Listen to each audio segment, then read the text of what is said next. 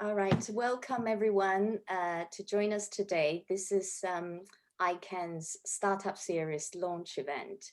As you probably all know, iCAN stands for International Career Acceleration Network. This is the community initiative with a mission to create effective communication and support ecosystem for Chinese diasporas and also multilingual professionals with an international career. We're hoping this community will help people to expand their career network and also discover more opportunities, make friends, find support within this ecosystem. As our first Startup Series events, we are very privileged to have two very distinguished speakers join us today. They're also very successful entrepreneurs. Julie Chen, who is the founder of the Cheeky Panda, and also Dr. Yao, who is the founder of QBots Energy. Julie founded Cheeky Panda with her partner, Chris, about 5 years ago, having studied in Japan and the UK and also worked here for a few years. She had a small business before that.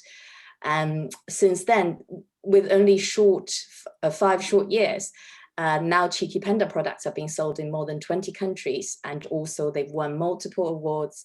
You would have seen their products in Waitrose, Ocado, the Whole Foods, Boots, and also as a company, they have a few times been the Sunday Times top 100 UK startups as well. Also, Julie herself been awarded a British Entrepreneurship Award multiple times.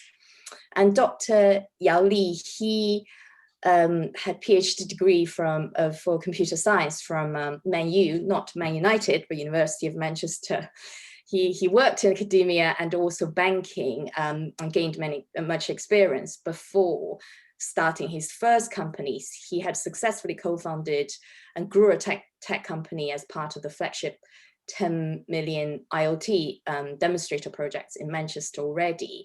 And until recently, he then decided to go further in one of the verticals and started QBots. You will hear more from him about his business shortly as well. To set the scene, because I would like to, obviously during this session, hopefully we'll have some very interesting and inspirational discussions with the speakers about their experience in starting their own business. But just to give everybody a quick overview and highlights of your business, perhaps 30 seconds each, almost like equivalent of elevator pitch to the audience, so they get an idea of what your business is about. So when you talk about your experience, that would, give some context and background. Do you want to, maybe ladies first? Julie, do you want to start?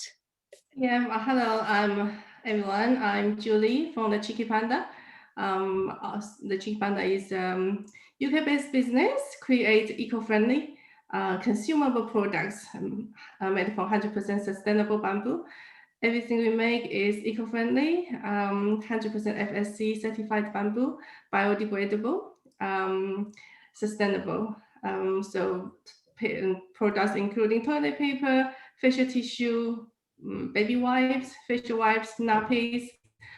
So a different disposable consumables you can use at home and at workplace. Thank you, Julie. And Lee, do you want to? Yeah, of course. First of all, thanks for inviting me. And I think it's quite interesting, this, what I do and what Julie does is quite different businesses. But just go back to the QBots Energy. This is the energy technology company founded back in 2018. It's 3 years old. We've got about 14 people now. The vision when we founded this company was to, try to accelerating the renewable energy adoption, and then to be able to provide net zero solutions to the small and medium-sized businesses in the UK, and obviously starting to expand to other countries as well. How do we do it is that we are still a technology company, remember that. So we used IoT technology to receive data. So we basically linking with all the different assets, including buildings. So we do smart building. We are linking with the battery storage, EV charging points. You're probably starting to know more and more of them, with what the government is pushing for the, because of the climate change.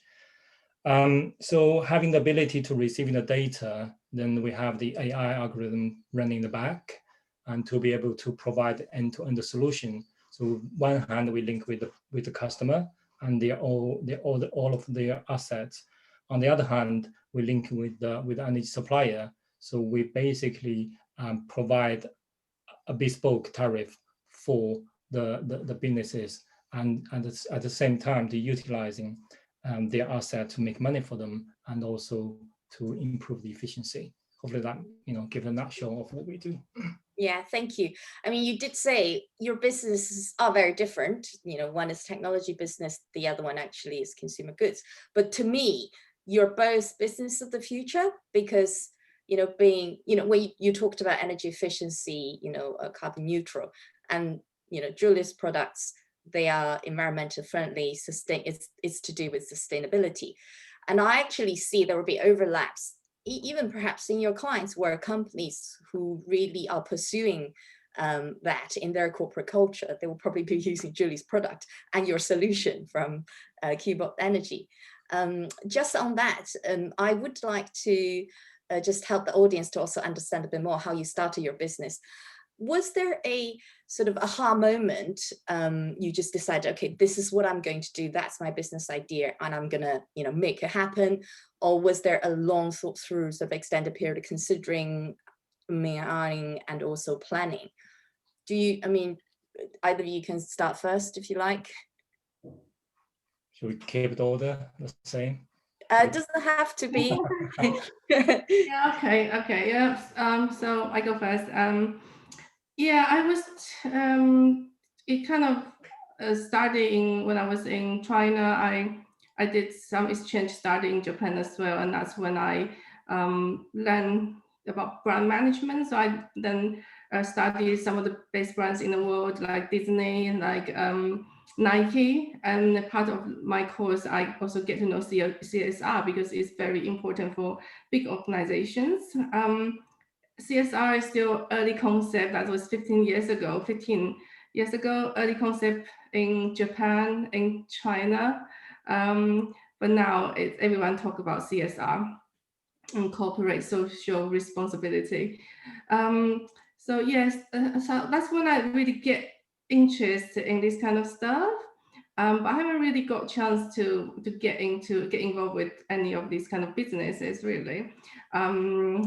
So, and I worked in China for a little bit, come to study in the UK, like everyone here, maybe. And then later on decided to explore entrepreneurship myself. So I kind of import some footwear from China, retail online, and just teach myself everything from import, from retail, from digital marketing, social media. And yeah, I was making money. I was able to just quit my full-time job at the time, work from home. But then after a while, I get quite bored.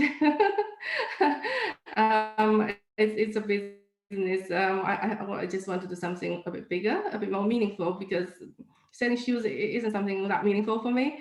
And then I was looking at ideas, and I'm come across toilet paper made from bamboo. Yeah, first discovered that in China, and it wasn't a thing here at that time. That's 5 years ago. Sustainability is actually really small in the UK. It's also really belong to people who are serious about it, a very small group of people. Mass market, people don't really get into sustainability that much. It's not like today, everyone is talking about plastic free, eco-friendly. It's really become a trend now, but 5 years ago, it wasn't. So when I had this idea that I want to create a brand. I want to make all these amazing tissue paper products from bamboo, call it the Cheeky Panda. So that's when I talked to my partner at the time. So that's my husband, a business partner now. He was quite supportive of this idea, but we didn't do anything. I was concerned because the market wasn't ready. Who is going to buy toilet paper made from bamboo? At the time, I have to, when I talk to people about this, I have to explain why do we have to buy toilet paper made from bamboo, not from trees, because trees, when you cut down a tree, it takes 20 or 30 years to grow. But bamboo is highly renewable. You cut it down, it grows back from the same root. You don't have to replant it. It's the fastest growing plant in the world. It absorbs a lot of oxygen, release more carbon. It's the harvesting process is actually good for the environment. Whereas when you cut down a tree, it takes 30 years to grow. And you have to find another land to replant trees. So we kind of slowly have to educate people why we do this. In the beginning, we attend trade shows, get people to sign up to win a panda, and slowly get some subscribers. And then we launch in very small shops, small hills, organic shops. There's a company called As Natural Intended. They had 3 stores in London. That's our actually first wholesale customer. So we just launched in like small stores like this, and then get some people to understand the concept. And it's really just snowballing and little by little. And today we are in Waitrose, we are in Boots, we are bestseller on Amazon, we're in Ocado. We export to 25 countries in the world. We launched with China Carrefour, Tmall, JD.com recently as well. So it's just like little by little, build brand to date, really. Great, thank you. And that's actually, as you say, sustainability is much more high up on people's awareness. But I think it is brand like yours also contributed to that movement, right? It is everybody doing their parts. Then yeah. In the beginning, the mission of the Cheeky Panda is not just to sell the products; it's really to educate as well, to bridge the gap between sustainability and mass market. Like I say, when I first started this business, it's a very niche. Only very people who are really eco-friendly were buying into these products. And in the beginning, when we tried to launch plastic-free, it was difficult as well. Plastic-free packaging is difficult as well, because it looks so different. Not everyone will pick it up. But now it's completely different. Everyone wants to be eco-friendly, want to contribute to the world. It makes sense as well, because it's global warming, and we can feel every year it becomes hotter and hotter. And if we don't do something by 2050, we'll end up a planet that's really hot. So I think this thing is really important. Yeah, that naturally leads to Dr. Yao Li, because a lot of the things you do are also achieving the same thing, if you like. Do you want to tell us about how you started yours? Yeah, exactly. I mean, before I get on to that point, I think, what Julie was saying, that it's spot on. It's very good messaging, and the timing is right as well. I mean, I'll dive a little bit more into the kind of technical details about the whole thing about net zero everyone's talking about, is that they got different scope in which you have to, how do you actually achieve the net zero? So one of the scope, it basically talks about not only about yourself, also the whole supply chain, in terms of who you use, who you sell to. And another part of that goes into the CSR element in terms of what you're using, what paper you're using. So that links very nicely, with what Julie's messaging about, this kind of sustainable product, which that is going to be coming into not only, previously only the big corporates, they have the CSR, they have all the awareness, they have the kind of manpower to look into this sustainability side of things. But now I think it comes to everyone, to public, the smaller businesses are starting to get more aware. That's what our experience is. So that's all in all, I think it's a very good timing. It's a very good messaging. Go back to myself, I think go back to your question about this aha moment, which no, that wasn't the case for me. because as you mentioned, before Q Energy, I had another business which we do all the smart city projects. So we use a lot of technologies, but at that stage, it's more of a project-based business. So that's when we're starting to really try to look at different market, different vertical market, and that's where we found, based on what our belief in terms of where this trend is going, and how our technology can be applied to. I think the energy is in the verge of kind of evolving into something new, something different. That's when we kind of started to dive into it. But it was a quite hard journey. I mean, we probably can touch on that later on. But the energy sector as a whole is it's a quite high barrier sector to step into, and the learning curve is very steep as well. So we actually had a very painful time in the first year or so, trying to understand the ins and outs about this whole business and the whole sector. But I think, we're moving forward. We're getting through that. So it's good. I mean, that is very true. I think that's probably also relevant for a lot of people in the audience if you are, looking to start your own business, because every sector has their own characteristics.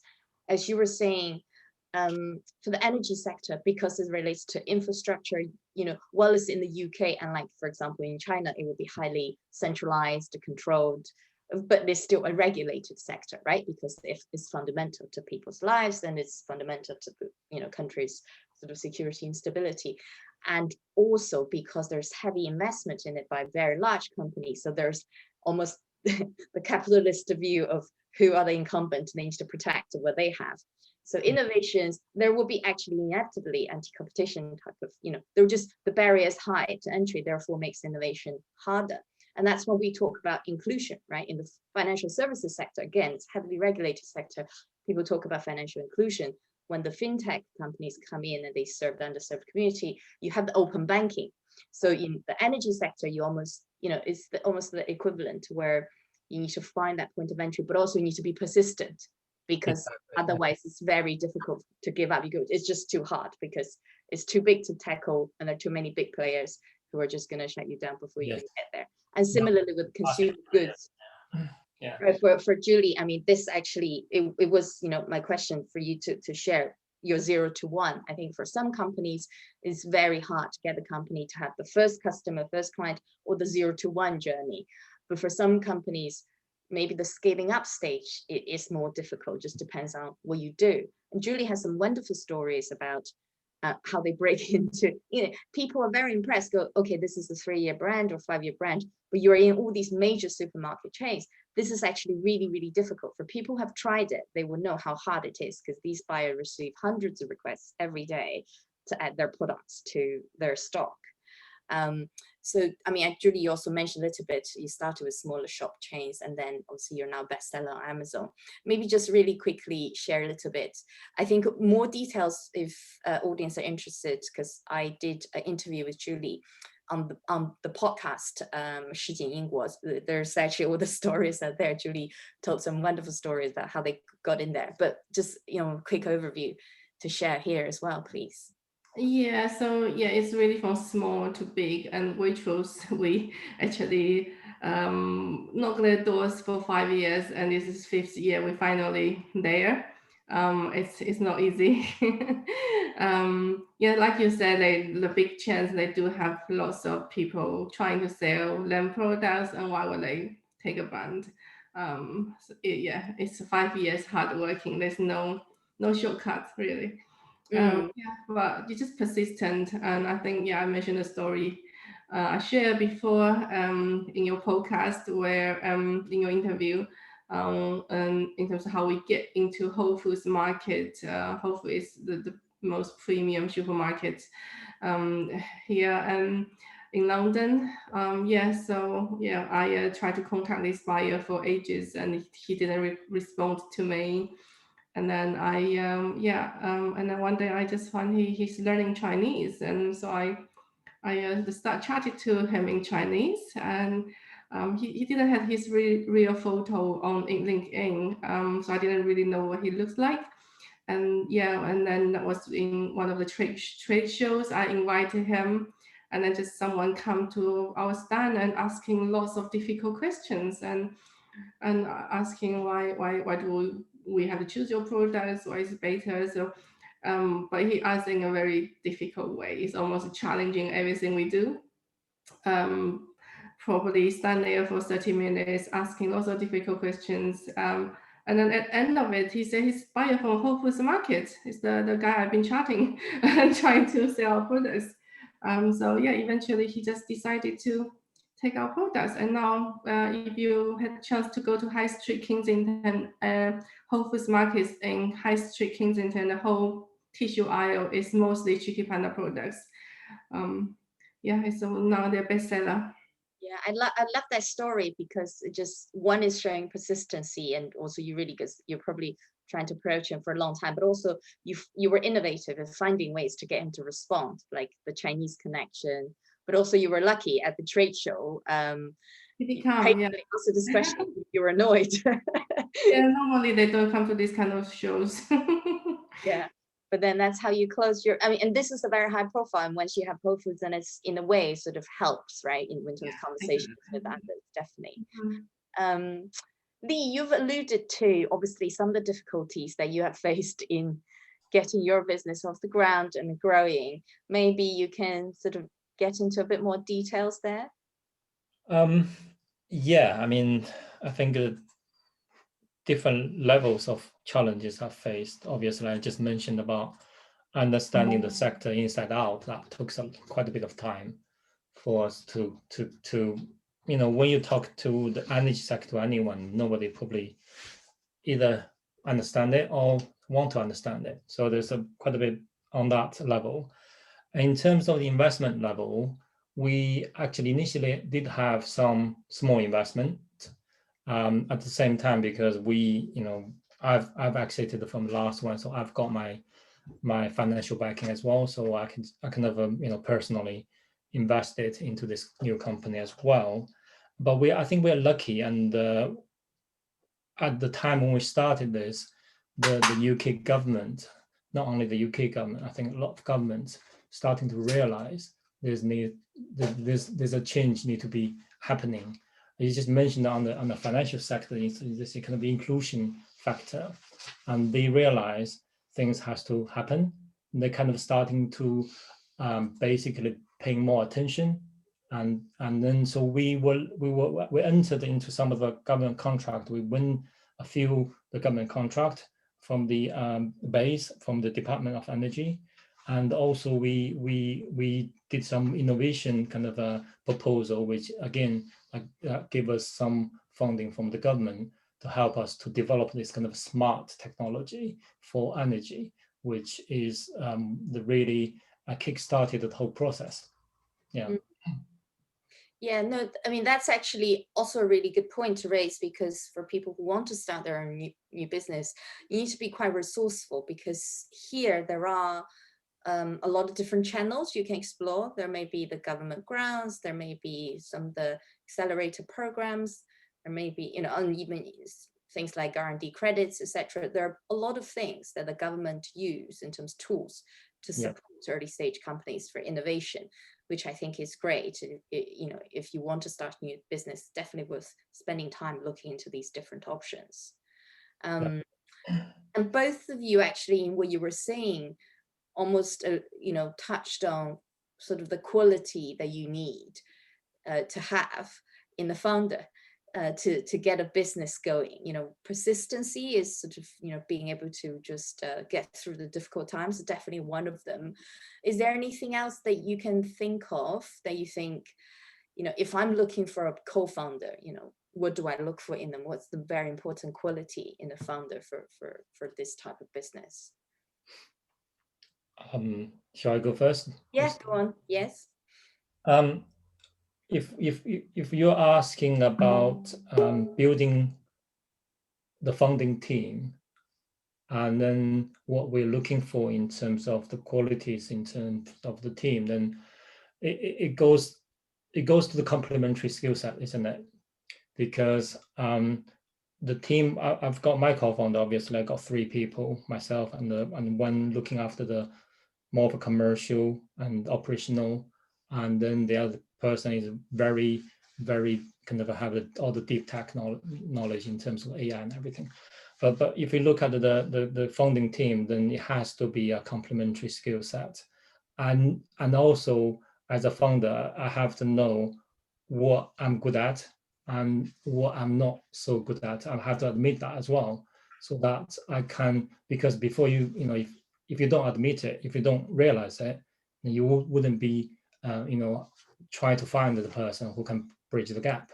So be able to kind of have a reflection of yourself, what you're good at doing, what you're enjoying doing, and then maybe find the person to can just bridge that gap for you. I think that's rather important. Yes, that's the question I hear a lot. Julie, you go ahead. Yeah, I totally agree. It needs someone that complement your skills, and I started this business with my partner, and we were we were boyfriend girlfriend at that time. We didn't really think we'll go to business together, but I think she has completely different skills to me. I'm good at branding, marketing, managing a team actually, and he's very good at social. Get secure funding for our business. So we look at the different areas of the business, and we don't fight with each other on different opinions. In the beginning, we do have different opinions. We fight a little bit, but then we quickly realize actually it's better that we all look after different areas of the business, and that works really well to date. Yeah, I'm always amazed. I mean, I would never be able to do that actually. So Julie, your co-founder is also your husband, and you run a successful business together. And obviously, you work really well together. And that's not something I know I won't be able to do. But as you say, you stay in your own area, you know what you're good at, and you each just be in charge of different aspects. I mean, that's the sort of skill set complementary we always say we look for in co-founders. But from a personal quality, we were talking about, I mean, those things goes without saying, like hardworking, you got to be persistent. But what do you think is, if you have to name 1 or 2 most important things in the quality or personality in an entrepreneur, what would you say that's the most important thing? Obsession. Because let's face it, in reality, nothing is going to be just a smooth and rosy ride, right? You're going to be hitting the walls from time to time. If you don't believe what you do, you probably will back off far before you will reach the success. So yeah, having this, somehow believing in what you do, having the passion, enjoying, hopefully, and then have that kind of a little bit more obsession than other people, that kind of probably get you to the next level. Yeah, I think it's passion, because it's not easy. The journey is not easy, because lots of different things happened. You have to be able to overcome those difficulties without passion. And actually obsession, like you say, you might want to give up at some point. It's passion and belief in yourself and your vision, really. Did either of you experience that moment or moments that where things got really difficult and you did question, shall I carry on or shall I throw in the towel? Was there ever such a difficult moment in your journey? Yeah, definitely. There are different things that happened, different difficulties. In the beginning, the market is not there, so we kind of have to create the market for our own products actually.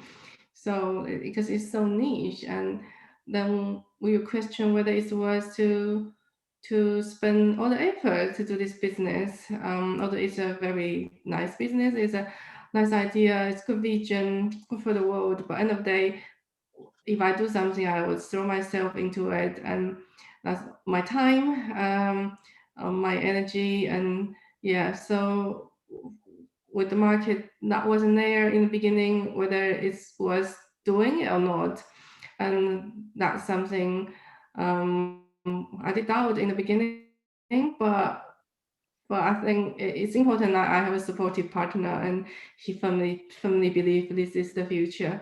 And then we are able to just carry on, really.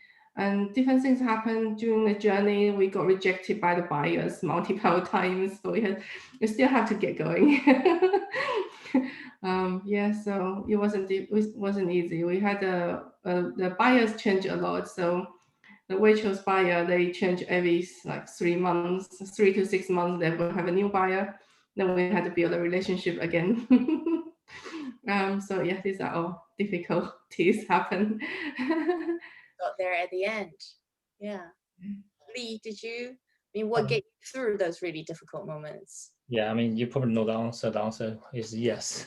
I think the point is, how, I don't know, I did question myself from time to time, why, kind of a why question.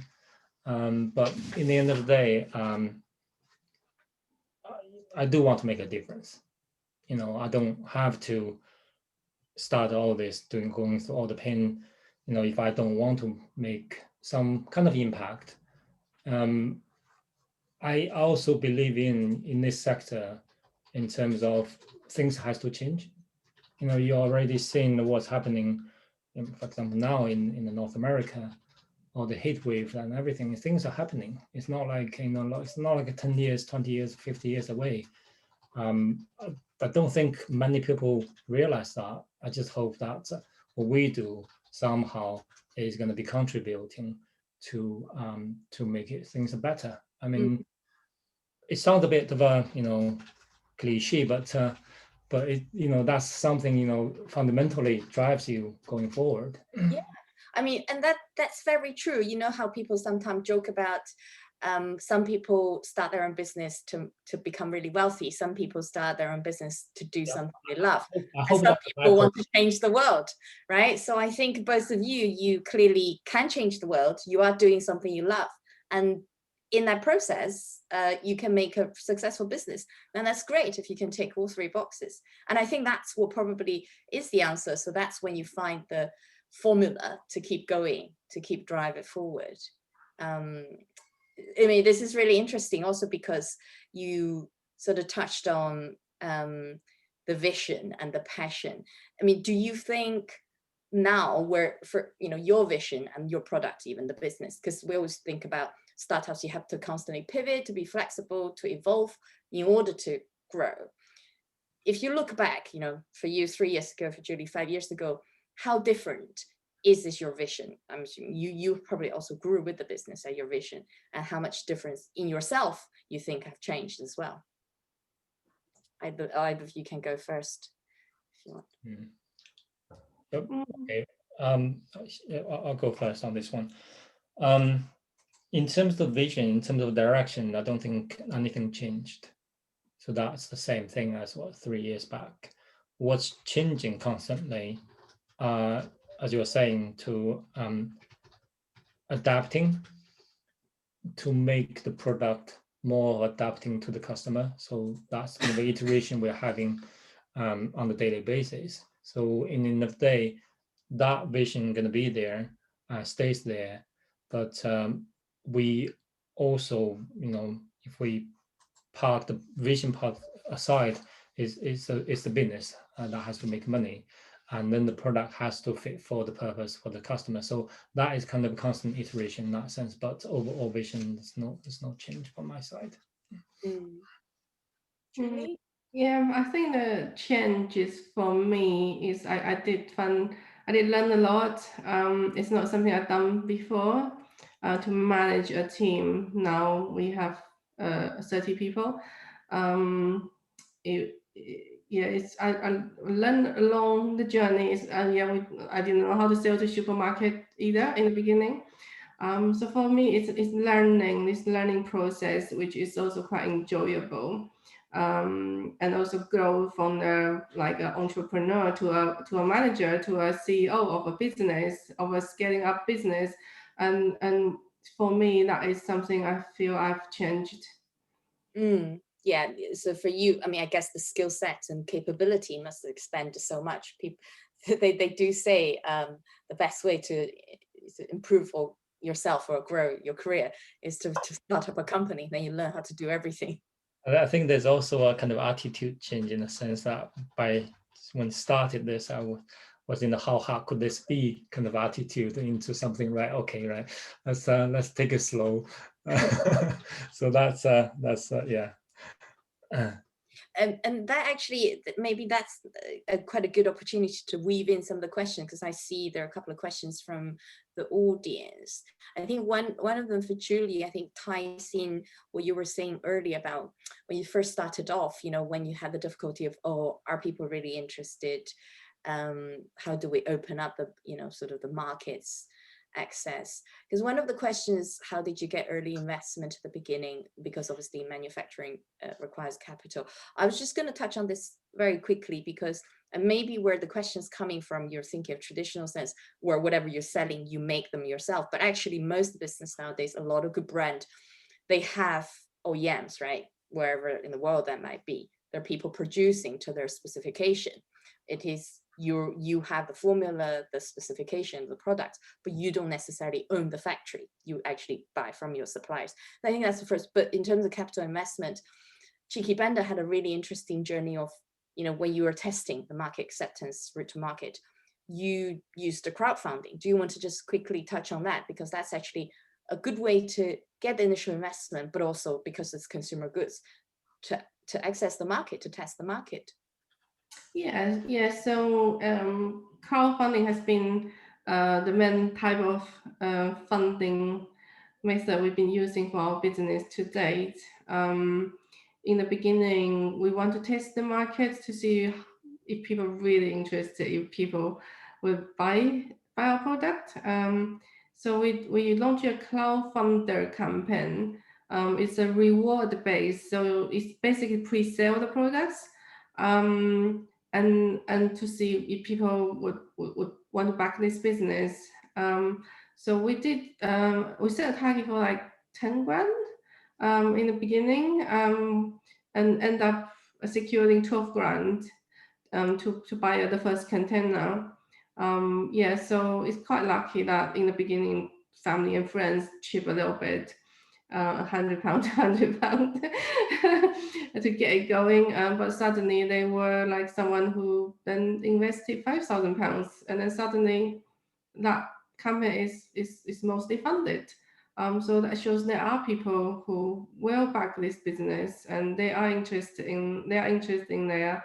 It's also de-risked the business by like we won't end up buy the first container and then no one wants to buy the goods. Yeah, so that's how we test the market in the beginning, and also generate some brand awareness for us, because the crowdfunding platform will do some marketing for us.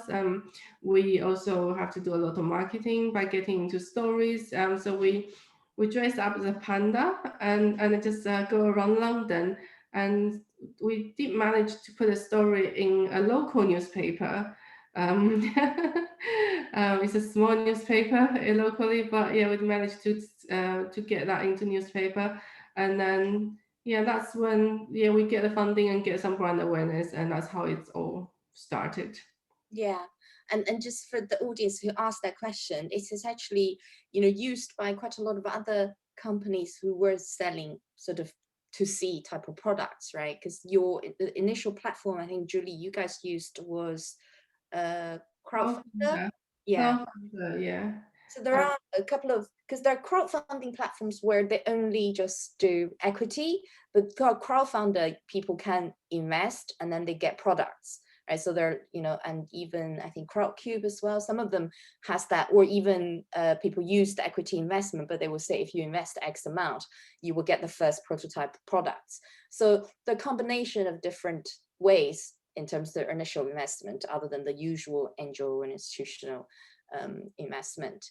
And Lee, there's a question for you in terms of your transition from project-based business to product-based business. I've seen that with other companies as well, because that's actually a very important transition, because that's how you can scale up. Do you want to just talk a little bit about that? Yeah, I mean, as I mentioned previously, when we set up the company, the idea was to really looking at the vertical market and then provide the product for the customer. The transition, again, is the challenges, but because we set to do that from the beginning, so our mind was always to build a platform with all the visualization and everything in terms of whether it's web-based or mobile-based, and to present it to the customer. So what we've been doing is we engage with customer in a very early stage, and we kind of try to gather, the requirements, and then try to translate that into the kind of a functional requirement, and then build the whole thing. I think that there's some issues probably down to myself, that my background is more from the technical side. So I'm a bit of a obsessed with the technology. So sometimes I do look at the technology as, wow, this is great, without realizing whether the timing, whether itself, the features and everything is what the customer wants. Sometimes the customer, they don't want complicated things. They want something simple. So that took me a while to get myself around, and then to really listen to the customer, because customer is always important. I'm not saying they're always right, but they're important. And then try to using that kind of mentality to develop. So go back to the question itself. The challenges we face, and but because, as I said, we set this company from day one to do that. So that's what we're doing. That's what we're serving the customer. So hopefully that gives some ideas or on this question. No, that actually more than once I had the same conversations with some of the companies I work with, because with founders or people who are passionate about the technology and products itself, you have the vision, you already see into the future, maybe in 5 years' time, but often maybe you just need to roll out the iPhone 1 first, and you keep back the feature for 12. You release in stages, and along the way you get more market acceptance, but also more revenue from it too. Yeah, so. I mean, I admit that obviously I'm not Steve Jobs. When he launched the iPhone, he kind of it does not listen to the customer. It creates something that's actually for them, which they don't even think about. That's a different level. Julie, I always say this is something I find the most impressive, other than the fact you build this wonderful business, is because most people say the first 3 years when you start a business, work-life balance is a completely different ballgame. Just forget life, it's just work, and forget doing anything else. And also because it's your own business, right? It is a 24/7 thing, rather than that's just when you work, and when you don't work, there's no such thing. But Julie actually managed during this period also have a baby, which is what I find so far in my life the most challenging time.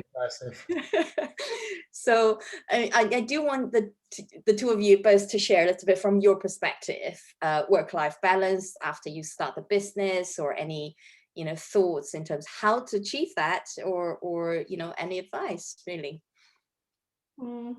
Yeah, it's just time management really, and also use help. So yeah, when I had my baby when we were growing this business. I had my parents come from China and stay for 6 months and look after my baby until he's five months old.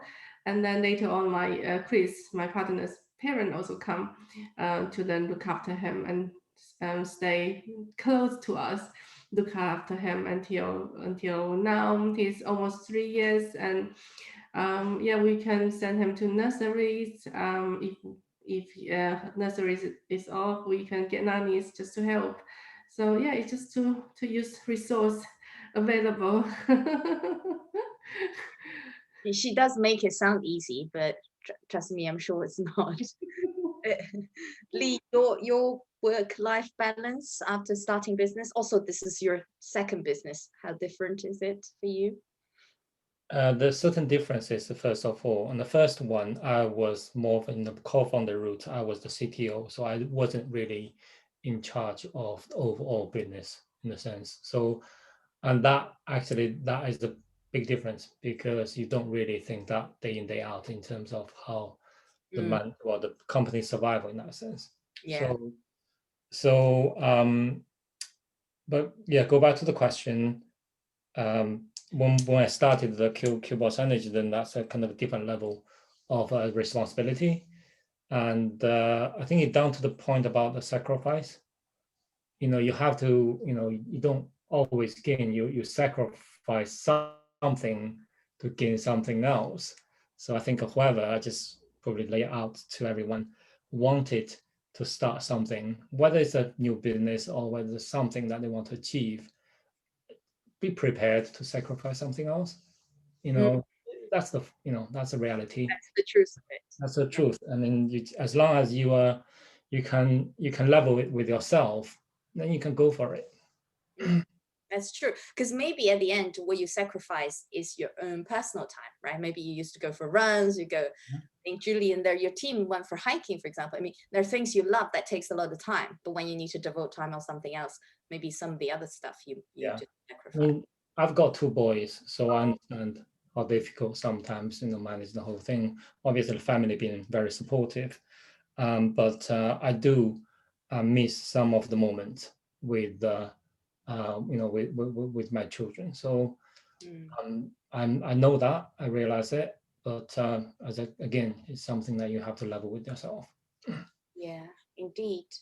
I'm just looking at the time, maybe one final question for the speakers, and then we, as you all know, we will have the breakout room, and you can choose to go into one of the rooms to interact with one of the speakers, but also you're able to swap rooms as well halfway. So maybe in about 5 minutes time, that's what we'll do for 20 minutes in the breakout room. Just one last question, because a lot of our iCAN community members are either Chinese or speak Chinese. So both your business, at least you have personal connections with China. I know, Julie, obviously a lot of your suppliers and manufacturers from China. You now also launched the products in China.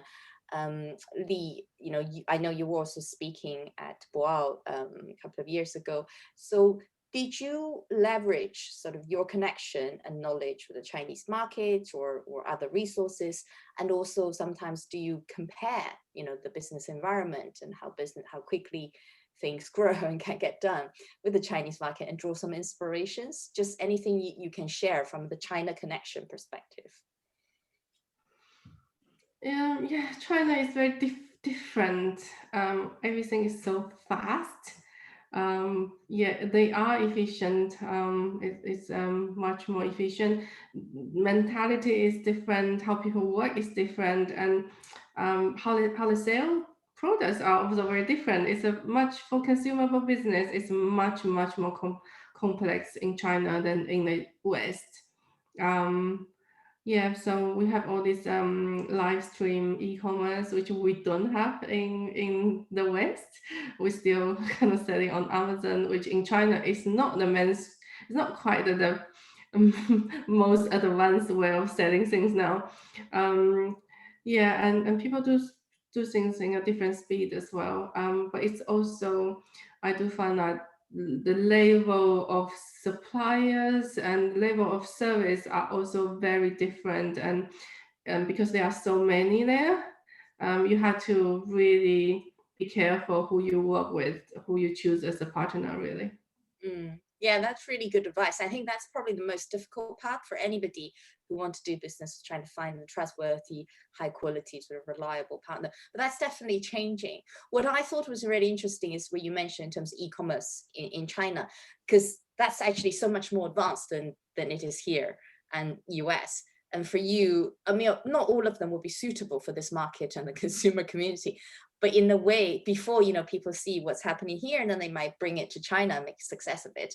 But for you, you almost have the advantage of looking at what works in China. Maybe you will be one of the thought leaders in terms of e-commerce and marketing channels in the European market, right? Who knows? Yeah. We this live stream, we try to also kind of learn a little bit, and not quite live stream, but we got last week, we got our team to film sales videos so they can sell live. It's pre-recorded, but we're gonna launch these videos on our website as well. Yeah. Indeed. 直播和录播, bring it to Europe. Lee, yourself?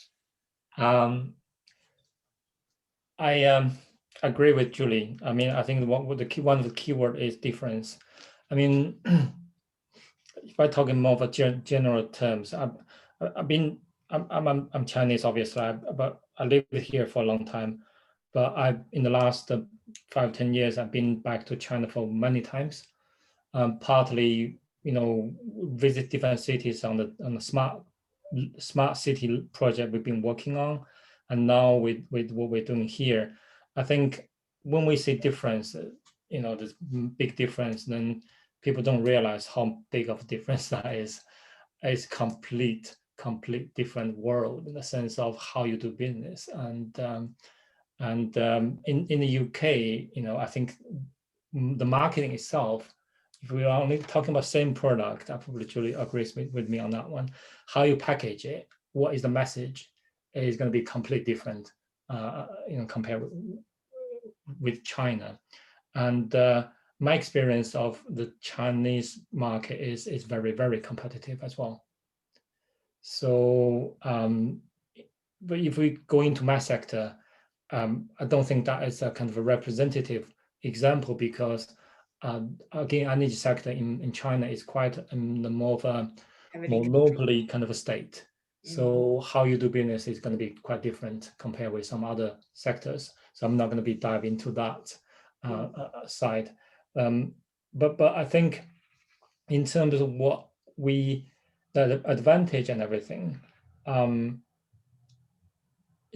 the last few years, when we still had the golden era, there's a lot of this kind of communication with China side, investment as well. There was kind of very a lot of money laying around to invest as well. But I think the whole situation is a bit changing as well in that sense. So I don't know, but recently I've noticed there's a lot of activities to look at what the kind of the Chinese entrepreneurs are doing here, and see whether there's any linkage bringing back to the Chinese market again. So I think it's quite fluid, what things are, you know, happening between these two countries, isn't it? Yes, indeed. On that note, actually, maybe, you know, more to discuss in the breakout rooms, or feel free to connect, communicate, share experience, or even if you want an internship. I don't know whether either of you take interns. No, work experience. So I will let Jiao to open up the breakout room, then we'll come back here in 20 minutes time to round up. Well, hopefully everybody found this to be really useful. Obviously we want to stick to the time because everybody has a busy schedule, but thank you, because we had probably 40 people joining us, and then obviously smaller group of people in the breakout room. But you know, any follow-up questions, you can send it to the sort of iCAN community admin. And also for people who are not following iCAN already, you can follow iCAN on LinkedIn. Maybe just a couple of final words from each of Lee and Julie, because you know, either advice or sort of prediction for the future, although nobody has the crystal ball.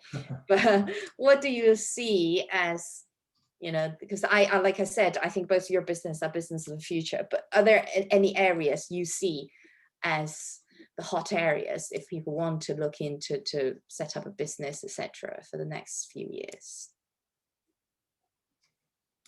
Lee, you want to go first? Yeah, I mean, my focus obviously on the sustainability side, but I do feel that in the robotics and also in terms of the well, that's a bit deep tech side, which is done of this kind of a gene recipe or this kind of bioinformatics. There might be some breakthrough out in the coming years. I don't know. I'm invested a few of this kind of startup on that side. That's why I know a little bit on that. But yeah, that's my 50 cent. Thank you for sharing. Julie, I think you need to unmute just quickly, say a few words before we wrap up. Yeah, I think just really follow your passion, really. It's you do business not because like where it's hot. You can't go into a hot area where you know nothing. Yeah, start from your what you know, what you understand, what you're familiar with first. I think that would be the best. Yeah, that's really sound advice, and keep grounded, and that's how something you're passionate about, and that's how you can keep going. Well, thank you again to both our speakers, and thank you everyone for attending. Ting, I see you just switched on your camera. Is there a word or two you want to say, and then we wrap up? Because Ting initiated the iCAN community, so a few words from you. Yeah, thank you. I just want to say congratulations to Yinan and to Julie and Lee for such an amazing, helpful event, and it's also been run so smoothly as well. And I found it very helpful to listen to the personal journey stories from Julie and Lee, and of course I resonate a lot with them, but I'm sure the members, the other, I can see there's a very good turnout today, and we look forward to sharing the stories to a wider community. And I just want to say thank you very much, and well done, and to everyone. Yeah, thank you. And so just for everyone's information, obviously this is a recorded session, so there will be a write-up and the video link. It will be distributed through the different social media through iCAN. So it will, and as Ting was saying earlier, actually to me before, probably generally will reach at least 1,000 people. So watch out for this space, and the write-up probably come out next week. All right. Thank you everyone for your time. Have a wonderful No problem. Thank you. Cheers. Bye. Bye.